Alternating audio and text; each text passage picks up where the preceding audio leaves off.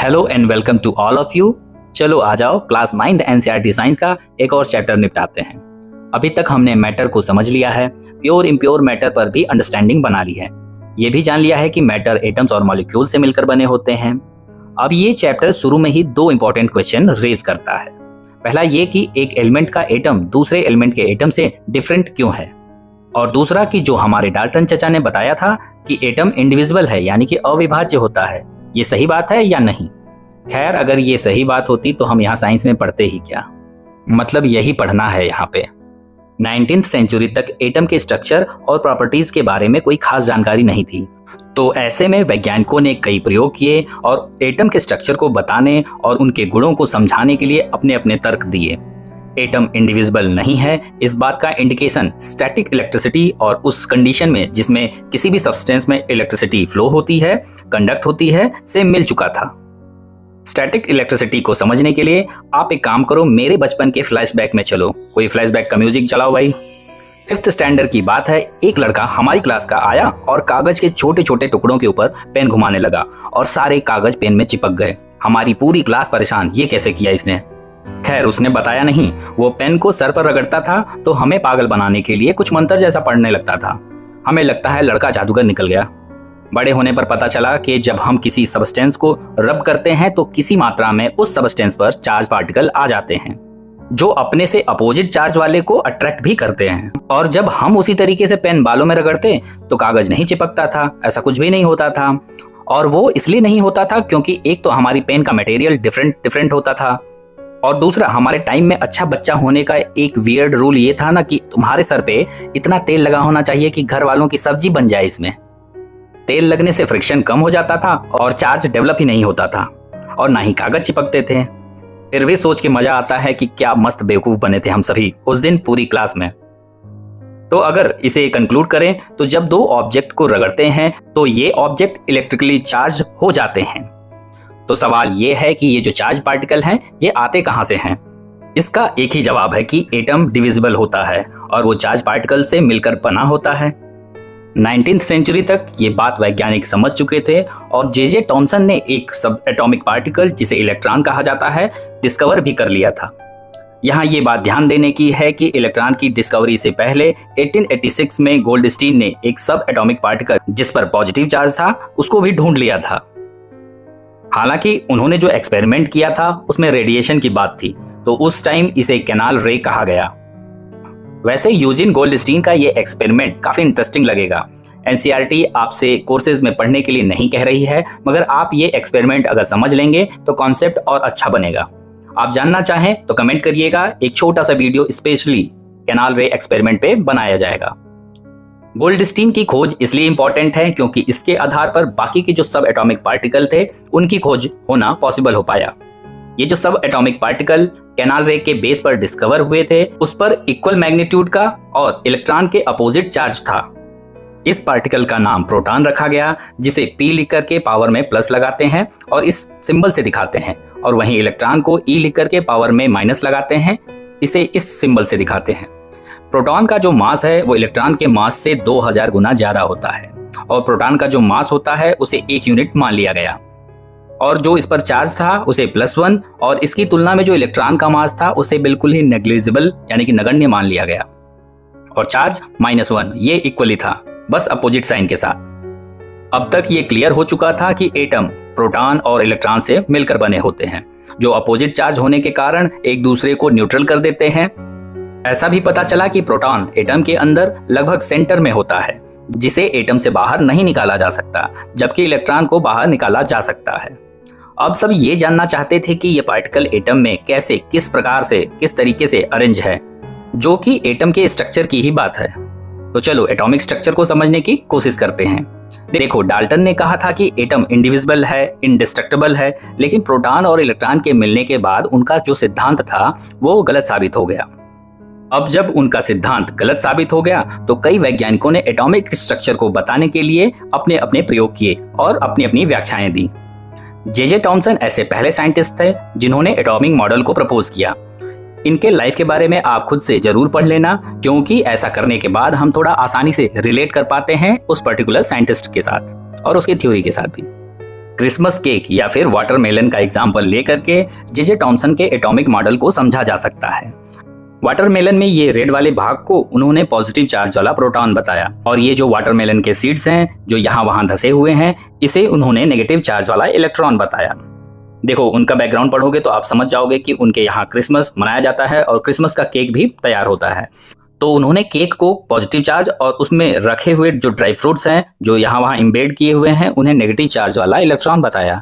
तो कुल मिलाकर थॉमसन ने बताया कि एटम एक पॉजिटिव चार्ज का स्फेयर है और नेगेटिव चार्ज इलेक्ट्रॉन इसमें यहाँ वहाँ धसे हुए हैं, और ये पॉजिटिव और नेगेटिव चार्ज मैग्नीट्यूड में एक बराबर हैं, इसलिए ये एक दूसरे को न्यूट्रलाइज कर देते हैं। नतीजन एक एटम पर कोई चार्ज नहीं होता, एक एटम न्यूट्रल होता है। चलो, ये तो समझा दिया थॉमसन ने कि कोई एटम न्यूट्रल क्यों होता है, लेकिन ऐसी कई बातें थी जिन्हें ये एटॉमिक मॉडल एक्सप्लेन नहीं कर पाया, वो आगे हम देखेंगे। अब हम बात करते हैं फादर ऑफ न्यूक्लियर फिजिक्स कहे जाने वाले अर्नेस्ट रदरफोर्ड के एक्सपेरिमेंट के बारे में। अर्नेस्ट रदरफोर्ड ने एटम के न्यूक्लियस की खोज की थी, मगर इंटरेस्टिंग बात तो ये है कि ये जानना तो ये चाहते थे कि इलेक्ट्रॉन एटम में कैसे अरेंज होते हैं, लेकिन ऐसा करते हुए ये न्यूक्लियस और प्रोटॉन की डिस्कवरी कराए। कंक्लूजन, तुम बस एफर्ट करो, कुछ न कुछ सक्सेस तो मिलेगी ही। देखो, इन्होंने किया क्या, अल्फा पार्टिकल को लिया और उसको गोल्ड की एक पतली फॉइल पर फेंक के दे मारा, बिल्कुल वैसे ही जैसे तुम बॉल दे मारते हो किसी दीवार पर, खास करके पड़ोसी की दीवार पर। अब ये तो हुई सिंपल बात, अब टेक्निकलिटी को समझो। अल्फा पार्टिकल एक पॉजिटिव चार्ज पार्टिकल होता है जो कुछ रेडियो एक्टिव एलिमेंट के न्यूक्लियस में से पोटेंशियली निकलता है। अगर इसको कंपेयर करें तो ये बिल्कुल आइडेंटिकल होता है ऐसे हीलियम गैस के न्यूक्लियस के जिसका मास 4u यानी कि यूनिफाइड हो और उस पर +2 का पॉजिटिव चार्ज हो। कॉम्प्लेक्स हो गया होगा, और थोड़ा सा ईज डाउन करते हैं। जैसे हाइड्रोजन में एक प्रोटॉन होता है, उसी तरीके से हीलियम में 2 प्रोटॉन होते हैं जो कि पॉजिटिव चार्ज रखते हैं, और 2 इलेक्ट्रॉन होते हैं जो कि नेगेटिव चार्ज रखते हैं। इसका एटॉमिक मास 4 यूनिफाइड होता है। बट अगर ऐसा हो कि इसके 2 इलेक्ट्रॉन को हटा दिया जाए तो ये आयन बन जाएगा, क्योंकि इसके जो पॉजिटिव चार्ज हैं उनको न्यूट्रल करने के लिए कोई भी इलेक्ट्रॉन होगा ही नहीं। ऐसी कंडीशन में ये जो आयन है ये शॉर्ट रेंज तक बहुत फास्ट मूव करेगा और कंसिडरेबल अमाउंट में एनर्जी भी रखता रहेगा। ध्यान रखना कि इस अल्फा पार्टिकल पर पॉजिटिव चार्ज है +2 का। इसके अलावा इन्होंने गोल्ड की फॉइल ली। गोल्ड फॉइल इसलिए ली क्योंकि गोल्ड सबसे ज्यादा मैलिएबल मेटल होता है। मैलिएबल होने का मतलब इसको पीट करके बहुत ही ज्यादा पतली लेयर में बनाया जा सकता है, यानी पतली चादर बनाई जा सकती है। याद करो, पीछे पढ़ा है तुमने। अंदाजा लगाओ, 1000 एटम की एक पतली लेयर भी बन सकती है गोल्ड से। चलो, बॉल और द वॉल दोनों समझ गए। बॉल का मतलब हो गया यहाँ पे अल्फा पार्टिकल और द वॉल का मतलब हो गया गोल्ड फॉइल। दोनों समझ गए आप। आगे देखो क्या खुराफात की इन्होंने ये सोचा कि थॉमसन और गोल्डस्टीन ने जो बात बताई उस हिसाब से गोल्ड में पॉजिटिव चार्ज होगा और वो अल्फा पार्टिकल के कंपैरिजन में कम भारी होगा, क्योंकि इन पर सेम चार्ज है तो ये एक दूसरे को डिफ्लेक्ट कर देंगे। लेकिन अल्फा पार्टिकल थोड़ा सा भारी है तो डिफ्लेक्शन ज्यादा नहीं होगा। पर जो हुआ वो तो रदरफोर्ड ने एक्सपेक्ट भी नहीं किया था। कहानी में ट्विस्ट आता है। ज्यादातर अल्फा पार्टिकल सीधे लाइन में गोल्ड फॉइल के उस पार निकल जाते हैं, और कुछ तो डिफ्लेक्ट हुए, लेकिन कुछ सर्टेन एंगल बनाते हुए ही बहुत कम एंगल के साथ डिफ्लेक्ट हुए। बट लगभग प्रत्येक 12000 अल्फा पार्टिकल में से एक रिबाउंड हो गया, मतलब जिस रास्ते पर गया उसी रास्ते पर लौट आया 180 डिग्री के एंगल पे। ये पढ़ के देखो रदरफोर्ड ने किस तरीके से अपना रिएक्शन दिया। उन्होंने कहा कि ये तो वही बात हो गई, 15 इंच का सेल, ये गोला बारूद दागने वाला सेल है, तो 15 इंच का सेल टिश्यू पेपर पर फायर किया और वो वापस लौट आया टिश्यू पेपर से टकरा के। आश्चर्य की बात। यहाँ देखो वही एक्सपेरिमेंट को दूसरे तरीके से बताया है, प्लीज खुद से रीड कर लो। अगर ये पहला वाला समझ चुके हो तो ये भी आप आसानी से समझ जाओगे। अब इस एक्सपेरिमेंट के बेस पर रदरफोर्ड ने कुछ बातें कंक्लूड की। इन्होंने बताया कि एटम के भीतर ज्यादातर भाग एम्प्टी है, यानी कि खाली है, क्योंकि ज्यादातर अल्फा पार्टिकल सीधे निकल गए, कुछ अल्फा पार्टिकल डिफ्लेक्ट हुए। इसका मतलब उन्होंने ये निकाला कि जो पॉजिटिव चार्ज है वो एटम के बहुत कम हिस्से में है, और जो अल्फा पार्टिकल 180 डिग्री के एंगल पर लौट आए थे, रिबाउंड हो गए थे, उसके आधार पर बताया कि एटम का ज्यादा से ज्यादा पॉजिटिव चार्ज एक बहुत ही कम वॉल्यूम में कंसंट्रेट है, और इसे ही समव्हाट न्यूक्लियस कहा जाता है। और इन्होंने अपने एक्सपेरिमेंट के बेस पे बताया कि न्यूक्लियस का जो रेडियस है एटम के रेडियस की तुलना में 10⁵ टाइम कम होता है। इन सब के हिसाब से इन्होंने अपना न्यूक्लियर मॉडल ऑफ एटम को प्रपोज किया। अपने एटॉमिक मॉडल में इन्होंने बताया कि सारा पॉजिटिव चार्ज एटम के सेंटर में होता है, जिसे एटम का न्यूक्लियस कहते हैं। लगभग एटम का पूरा मास यहीं रिसाइड करता है और न्यूक्लियस का साइज एटम के कंपेयर में कम होता है। इसके अलावा इलेक्ट्रॉन न्यूक्लियस के चारों ओर सर्कुलर पाथ में घूमता रहता है। चलो, रदरफोर्ड ने तो अपनी बात बता दी। अब यहाँ कहत कबीर सुनो भाई साधो। निंदक नीरे राखिए आंगन कुटी छवाए, बिन पानी साबुन बिना निर्मल करे सुभाए। सुना है कि नहीं? ये जीवन का ज्ञान भी लेते रहा करो साइंस पढ़ने के साथ। जो आपकी बिना मतलब के तारीफ करे उन्हें ज्यादा सीरियसली लेने की जरूरत नहीं है, बट अगर कोई वाकई में तारीफ के लायक काम किया हो तो खुशी से स्वीकार कर लेना। साइंस वाले स्टूडेंट्स को ये सब बताना जरूरी होता है, क्योंकि लाइफ को भी मैनेज करना है, सिर्फ साइंस ही नहीं पढ़ना है। अब रदरफोर्ड के मॉडल की कुछ क्रिटिसिज्म है, यानी कि ड्रॉबैक है, जो सामने निकल कर आ गए। पहला देखो, दीपावली पर रॉकेट जलाया होगा, उसको दिमाग में रख करके समझना।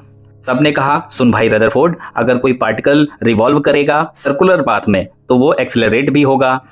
अब चूंकि यहाँ इलेक्ट्रॉन एक चार्ज पार्टिकल है तो एनर्जी रेडिएट भी करेगा। जैसे रॉकेट ऊपर जाता है, जैसे जैसे स्पीड एक्सेलरेट होती है एनर्जी रेडिएट होती है और एक समय के बाद एनर्जी लॉस होकर खत्म हो जाती है। ऐसे ही सर्कुलर पाथ पर चलते हुए जो इलेक्ट्रॉन है वो अपनी एनर्जी रेडिएट कर देगा और फिर पॉजिटिव चार्ज उसको न्यूक्लियस की तरफ खींच लेगा। और इलेक्ट्रॉन के पास तो एनर्जी बची ही नहीं होगी कि वो पॉजिटिव चार्ज के अट्रैक्शन फोर्स को काउंटर कर पाए, तो अंततः वो न्यूक्लियस में समा जाएगा। और अगर ऐसा हुआ तो एटम स्टेबल नहीं होना चाहिए, जबकि एटम तो स्टेबल होता है और हमें एटम से बने मैटर भी स्टेबल दिखाई देते हैं क्योंकि हम उनकी फॉर्म्स को देख पाते हैं। अब रदरफोर्ड के एटॉमिक मॉडल के बारे में जो ऑब्जेक्शन लगाए गए थे उसे नील बोर ने दूर करने का काम किया और अपने एटॉमिक मॉडल को प्रपोज किया। इनके बारे में भी पढ़ लो, क्योंकि मैं थोड़ा सा बिजी रहता हूँ, फिर तुम खामखा कहोगे कि वीडियो लंबा हो गया। वैसे मुझे एक बात समझ में नहीं आती, तुम्हें जाना कहाँ रहता है? कौन सा तुम देश के प्रधानमंत्री हो? अभी तो बनना है ना तुम्हें, जब बन लेना तब इतना टाइम बचाना। अभी पढ़ो। तो नील बोर ने बताया कि इलेक्ट्रॉन न्यूक्लियस के चारों तरफ बस कुछ सर्टेन ऑर्बिट में ही घूम सकता है और इन ऑर्बिट्स में घूमते हुए इलेक्ट्रॉन एनर्जी रेडिएट नहीं करता। इन ऑर्बिट्स को इन्होंने डिस्क्रीट ऑर्बिट यानी विविक्त कक्षाएं कहा। ये देखो कॉन्टिन्यूअस लाइन है, ये डिस्क्रीट लाइन है, मतलब बीच बीच में गैप है इसके। इसी तरीके से न्यूक्लियस के चारों तरफ गैप छोड़ छोड़ करके ऑर्बिटल होते हैं, ऐसा उन्होंने बताया। इन ऑर्बिट या सेल्स को एनर्जी लेवल भी कहा जाता है और इन एनर्जी लेवल्स को KLMNO या फिर 1 2 3 4 सो ऑन लेटर या डिजिट से रिप्रेजेंट किया जाता है। चलो आगे की कहानी समझने से पहले न्यूट्रॉन को भी जान लो। ये भी एक सब एटॉमिक पार्टिकल है जिसे जेम्स चैडविक ने डिस्कवर किया था। इसके ऊपर कोई भी चार्ज नहीं होता, प्रोटॉन और इलेक्ट्रॉन की तरह, यानी कि न्यूट्रल चार्ज होता है, लेकिन इसका मास होता है और वो भी बिल्कुल प्रोटॉन के बराबर। ये सभी एटम के न्यूक्लियस में होता है, हाइड्रोजन के एटम को छोड़ करके। न्यूट्रॉन को स्मॉल n से रिप्रेजेंट किया जाता है। अब इसका मतलब ये हुआ कि किसी एटम का जो मास है वो प्रोटॉन और न्यूट्रॉन दोनों के मास को जोड़ देने पर निकलता है। चलो ये याद कर लो, ईटा पर नाच, ये हमारे टाइम के पहले से भी चला आ रहा निमोनिक है, पर याद करने में आसानी होती है और मजेदार तरीके से याद भी रह जाता है। चलो आगे देखो, अलग अलग ऑर्बिट या सेल में इलेक्ट्रॉन किस तरीके से डिस्ट्रीब्यूट होते हैं, इसके संबंध में एक सुझाव नील बोर और चार्ल्स बरी ने दिया इलेक्ट्रॉनिक कॉन्फ़िगरेशन के बारे में। इलेक्ट्रॉनिक कॉन्फ़िगरेशन का मतलब distribution of electrons in orbit. इनके इस सुझाव को बोर एंड बरी स्कीम भी कहा जाता है। इस स्कीम के हिसाब से किसी भी ऑर्बिट में maximum number of electron 2n² फॉर्मूले के आधार पर निकाला जा सकता है, जहां n क्या है, नंबर ऑफ ऑर्बिट या फिर एनर्जी लेवल। यहाँ देख लो KLMN है, इसके लिए 1 2 3 4 मानकर कैलकुलेशन की गई है। इस हिसाब से पहले ऑर्बिट में 2, दूसरे में 8, तीसरे में 18 और चौथे में 32 इलेक्ट्रॉन मैक्सिमम हो सकते हैं। दूसरी बात इन्होंने बताया कि जो आउटर मोस्ट यानी कि आखिरी ऑर्बिटल होगा उसमें 8 इलेक्ट्रॉन से ज्यादा नहीं हो सकते। इन सभी ऑर्बिटल में इलेक्ट्रॉन स्टेप वाइज मैनर में एकोमोडेट होंगे, मतलब जब तक पहला ऑर्बिटल नहीं भरेगा दूसरे में इलेक्ट्रॉन नहीं जाएगा। पहले जब इनर ऑर्बिटल पूरा भर जाएगा तब आगे के ऑर्बिटल में इलेक्ट्रॉन एकोमोडेट होगा। पीरियोडिक टेबल में जो पहले 18 एलिमेंट हैं उनका एटॉमिक स्ट्रक्चर दिया गया है, एक बार सबको चेक कर लो। जैसे हाइड्रोजन में 1 इलेक्ट्रॉन है और 1 न्यूक्लियस है बीच में, मतलब प्रोटॉन है। तो बोर और बरी स्कीम के हिसाब से पहले ऑर्बिटल में मैक्सिमम 2 इलेक्ट्रॉन हो सकते हैं, तो यहाँ तो हाइड्रोजन के पास 1 ही है तो वो सिर्फ पहले ऑर्बिटल में ही आएगा। इसी तरीके से हीलियम में 2 इलेक्ट्रॉन है तो पहला ऑर्बिटल पूरा भर जाएगा। अब अगर इलेक्ट्रॉन यानी तीसरा इलेक्ट्रॉन हुआ तो वो नेक्स्ट ऑर्बिटल में जाएगा, जैसे कि लिथियम के केस में है। और दूसरे ऑर्बिटल में मैक्सिमम 8 इलेक्ट्रॉन हो सकते हैं। तो नियान तक तो 2 ही ऑर्बिटल होंगे, इसके बाद जाके तीसरा ऑर्बिटल भरेगा। ध्यान दो, समझ जाओगे। बस ये बीच वाले को न्यूक्लियस समझना, ऐसा ना हो कि तुम इसे भी इलेक्ट्रॉन में ही काउंट कर लो, फिर तो कैलकुलेशन ही गड़बड़ा जाएगी। ये समझने के बाद आओ वैलेंसी पर एक नजर डाल लो। पिछले चैप्टर में थोड़ा सा समझा था। वैलेंसी किसी भी एलिमेंट के एटम की सेम एलिमेंट या फिर डिफरेंट एलिमेंट से जो कंबाइन करने की कैपेसिटी होती है उसे कहते हैं। याद आ रहा है ना वो ऑक्टोपस वाला एग्जांपल? अब यहाँ आपको कारण पता चलेगा और कैसे किस एलिमेंट की वैलेंसी निकालते हैं वो भी हम जानेंगे। देखो, किसी भी एटम का जो आउटर मोस्ट ऑर्बिटल होता है उसमें जितने भी इलेक्ट्रॉन होते हैं उन्हें वैलेंस इलेक्ट्रॉन कहते हैं और इसी के बेस पर एटम की वैलेंसी यानी कि कंबाइनिंग कैपेसिटी डिसाइड होती है। समझो जरा, बोर बरी स्कीम ने बताया कि आउटर मोस्ट ऑर्बिटल में 8 से ज्यादा इलेक्ट्रॉन नहीं हो सकते, लेकिन ये देखा गया कि जिस एटम के आउटर मोस्ट ऑर्बिटल में 8 इलेक्ट्रॉन है, ऐसे एटम की कंबाइनिंग कैपेसिटी 0 होती है। ये एलिमेंट बॉन्ड बनाने की टेंडेंसी नहीं रखते, इसलिए इन्हें इनर्ट एलिमेंट कहा जाता है। ये ठीक वैसे ही बात हो गई है कि तुम्हारा पेट भरा है और मम्मी तुम्हारा फेवरेट फूड आइटम लेकर आए, भले तुम्हारा फेवरेट हो बट उस टाइम तो खाने की इच्छा नहीं होगी। बट अगर ऐसा हुआ कि पेट पूरी तरीके से नहीं भरा है तो आप कोशिश करोगे कि मम्मी कहीं से भी पिघल जाए और तुम्हें वो तुम्हारा फेवरेट आइटम दे दे, जिससे आपका पेट भर जाए। ठीक ऐसी ही टेंडेंसी एलिमेंट के एटम का आउटर मोस्ट ऑर्बिटल दिखाता है। जैसे आपके केस में पेट भरने की इच्छा है, वैसे ही आउटर मोस्ट ऑर्बिटल अपना ऑक्टेट पूरा करने की इच्छा रखता है। ऑक्ट का मतलब होता है 8, यानी कि अष्टक पूरा करना चाहता है। जब तक पूरा नहीं होगा प्रयास जारी रहेगा। ऑक्टेट पूरा होते ही इसको मोक्ष मिल जाएगा, मतलब इनर्ट हो जाएगा। हीलियम का केस देख लो, इसमें 8 इलेक्ट्रॉन तो होते ही नहीं हैं, लेकिन ध्यान देना, बोर बरी स्कीम ने बताया है कि आउटर मोस्ट ऑर्बिटल में 2n² के हिसाब से इलेक्ट्रॉन होने चाहिए। हीलियम के 2 इलेक्ट्रॉन हैं और आउटर मोस्ट ऑर्बिटल में है, इसलिए 2 मैक्सिमम इलेक्ट्रॉन तो है ही। यानी कि हीलियम के आउटर मोस्ट ऑर्बिटल में जो मैक्सिमम इलेक्ट्रॉन हो सकते थे वो हैं। हालांकि इसे आप भले ऑक्टेट ना कहें, लेकिन ये अपनी टेंडेंसी इनर्ट कर लेगा, यानी इसकी इच्छाएं पूरी हो चुकी हैं, इसका पेट भर चुका है। इनर्ट का साधारण मतलब समझ लेना स्टेबल होता है, यानी कि अब वो हीलियम स्टेबल हो गया। देखो, अब तक क्लियर हो चुका होगा आपके दिमाग में कि चाहे कुछ हो जाए, आउटर मोस्ट ऑर्बिटल अपना ऑक्टेट पूरा करना चाहता है। अब इसके लिए वो दोनों तरीके इलेक्ट्रॉन का लॉस करके या फिर इलेक्ट्रॉन को गेन करके पूरा करने की कोशिश करेगा। ये लिस्ट और ये एटॉमिक स्ट्रक्चर का फिगर ध्यान में रखना। मान लो किसी एलिमेंट के एटम के आउटर मोस्ट ऑर्बिटल में 7 इलेक्ट्रॉन है, जैसे कि फ्लोरीन का एग्जांपल ले लो। अब अगर इसके पास 7 इलेक्ट्रॉन है तो इसके लिए आसान क्या है, एक इलेक्ट्रॉन कहीं से गेन कर लेना या फिर 7 इलेक्ट्रॉन का लॉस कर देना, क्योंकि दोनों ही करके ये अपना ऑक्टेट पूरा कर लेगा। लेकिन आसान तो इसके लिए एक इलेक्ट्रॉन का गेन करना है, इसलिए इसकी वैलेंसी 1 होगी, क्योंकि ये एक इलेक्ट्रॉन को गेन करने की ज्यादातर टेंडेंसी दिखाएगा। अब अगर आउटर मोस्ट ऑर्बिटल में 4 इलेक्ट्रॉन है, जैसे कि कार्बन में, तो ये या तो 4 इलेक्ट्रॉन गेन कर ले या फिर 4 इलेक्ट्रॉन लॉस कर ले, ऑक्टेट पर पहुंच जाएगा, तो इसकी वैलेंसी 4 होगी और ये दोनों तरीके की टेंडेंसी दिखाएगा, लॉस करने की भी और गेन करने की भी। लेकिन अगर आउटर मोस्ट ऑर्बिटल में 4 से कम यानी कि 1, 2 या फिर 3 इलेक्ट्रॉन हो तो आसान काम होगा कि ये इलेक्ट्रॉन का लॉस कर दें। तो ये ऐसी टेंडेंसी ज्यादा दिखाएंगे कि इलेक्ट्रॉन का लॉस कर दिया जाए, जैसे कि लिथियम, बेरिलियम और बोरान के केस में आप देख सकते हैं। बस एक फास्फोरस का देख लो, इसकी 2 वैलेंसी होती है, 3 भी और 5 भी।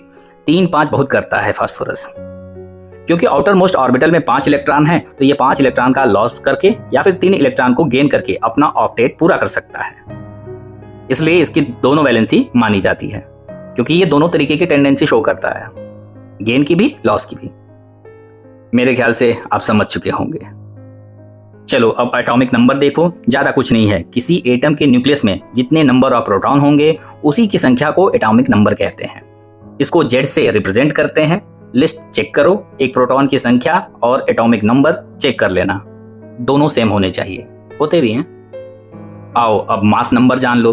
देखो, इन सब के लिए बस आपको मेमोराइज करके रखना है, ज्यादा कुछ है नहीं, बुक के हिसाब से ही चलो जैसे अभी तक जो भी प्रॉपर्टीज आपने सब एटॉमिक पार्टिकल्स के बारे में जानी है, उस हिसाब से किसी एटम का मास उसमें प्रेजेंट प्रोटॉन और न्यूट्रॉन के कारण होता है।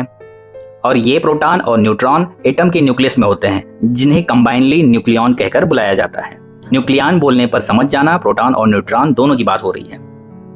अब प्रोटॉन और न्यूट्रॉन अगर न्यूक्लियस में है तो एटम का मास भी तो न्यूक्लियस में रिसाइड करेगा। कार्बन का मास 12 यूनिफाइड है, तो मतलब है कि 6 प्रोटॉन है और 6 न्यूट्रॉन है। ऐसा ही एल्युमिनियम के केस में है, 13 प्रोटॉन है प्लस 14 न्यूट्रॉन है, तो मास नंबर ऑफ एल्युमिनियम क्या होगा, 27U। तो मतलब कहने का ये हुआ कि mass number sum of proton and neutron होगा और इसे कैपिटल ए से डिनोट करेंगे। और जब भी आप कहीं एलिमेंट को देखेंगे तो सिंबल लिख करके यहाँ पर ऊपर मास नंबर और नीचे एटॉमिक नंबर लिखा जाता है। जैसे कि नाइट्रोजन, इसमें मास नंबर है 14 और एटॉमिक नंबर है 7। अब आगे मैं यहाँ स्क्रीन पर एटॉमिक मास और मास नंबर में, इसके अलावा एटॉमिक नंबर और मास नंबर में डिफरेंस छोड़े जा रहा हूँ। आपको इसे रीड करके समझना है। जो पॉइंट नहीं समझ आए उसको कमेंट करना है। ये होमवर्क है, कर लेना, कॉन्सेप्ट में ज्यादा क्लैरिटी मिलेगी। अगला है आइसोटोप। इसकी चर्चा हम पहले एक बार पिछले वीडियो में कर चुके हैं। अब यहाँ जान लो, नेचर में कई ऐसे एलिमेंट आइडेंटिफाई किए गए हैं जिनका एटॉमिक नंबर तो सेम होता है लेकिन मास नंबर अलग अलग होते हैं। ध्यान दो, मास नंबर क्या होता है? प्रोटॉन प्लस न्यूट्रॉन की संख्या। और एटॉमिक नंबर क्या होता है? केवल प्रोटॉन की संख्या। क्लियर है? ऊपर कह रहा है कि एटॉमिक नंबर सेम रहता है, मतलब नंबर ऑफ प्रोटॉन सेम रहेंगे। तो जो चेंज आ रहा है मास नंबर में वो न्यूट्रॉन की संख्या की वजह से हो रहा है। हाइड्रोजन के आइसोटोप प्रोटियम, ड्यूटेरियम और ट्रिटियम को देखो। इसे इस तरीके से 1 2 3 करके भी लिखा जा सकता है। यहाँ एटॉमिक नंबर देखो सेम है लेकिन मास नंबर अलग अलग है।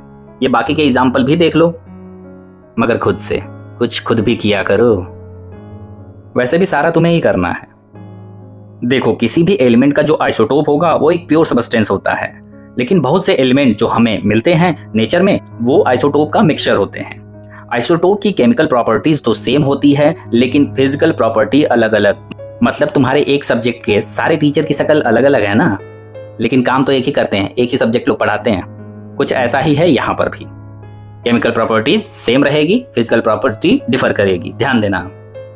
ये क्लोरीन का केस देख लो, नहीं तो बार बार तुम्हें ये लगेगा इसका एटॉमिक मास 35.5 यूनिफाइड क्यों होता है। क्लोरीन के 2 आइसोटोप होते हैं, एक का मास होता है 35 यूनिफाइड और दूसरे का 37 यूनिफाइड, और ये 3:1 के रेशियो में होते हैं। तो हमारे सामने समस्या ये थी कि हम किसके मास को as a atomic mass consider करें। तो सॉल्यूशन ये निकला कि एवरेज एटॉमिक मास निकाला जाए। चलो, रेशियो हमें पता है 3:1, तो हम इस तरीके से लिख सकते हैं 35 × 75/100 प्लस 37 × 25/100। अब हम सिंप्लीफाई कर दें तो 25 3 जा 75 और 25 4 जा 100। फिर यहाँ एक बार में कट जाएगा और नीचे 4 बार में। अब यहाँ डिनोमिनेटर बराबर हैं तो ऊपर का बस मल्टीप्लाई करके जोड़ लेंगे। 105/4 प्लस 37/4 इक्वल टू, यहाँ 4 कॉमन हो जाएगा तो हो गया 142/4। भाग दे दो तो आपको मिल जाएगा 35.5 यूनिफाइड आ जाएगा। तो समझने की बात यह है कि अगर कोई ऐसा एलिमेंट नेचर में हो जिसके कई आइसोटोप हो तो उसके एक एटम का एटॉमिक मास उनका एवरेज मास ही लिया जाएगा।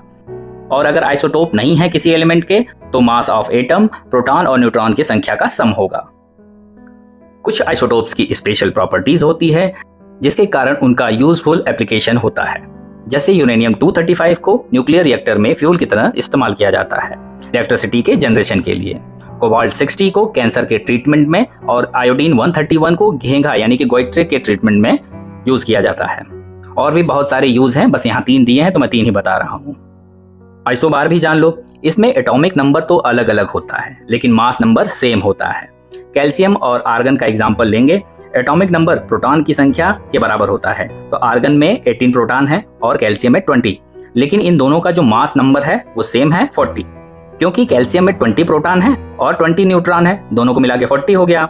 और आर्गन में 18 प्रोटॉन है और 22 न्यूट्रॉन है। इस हिसाब से नंबर ऑफ न्यूक्लियॉन सेम है, तो कह सकते हैं ऐसे एलिमेंट जिनका एटॉमिक नंबर तो अलग अलग हो लेकिन मास नंबर सेम हो उसे हम आइसोबार कहेंगे। चलो, आज के लिए इतना ही। मिलते हैं किसी और वीडियो में। Stay tuned, take care. Video को लाइक, शेयर और कमेंट करके और चैनल को सब्सक्राइब करके गुरु दक्षिणा देते जाओ। कर दिया करो आलसियों, वीडियो की रीच बढ़ जाती है, ज्यादा लोगों तक पहुंचेगा तो मेरा प्रयास सफल हो जाएगा। Thank you very much. जय हिंद।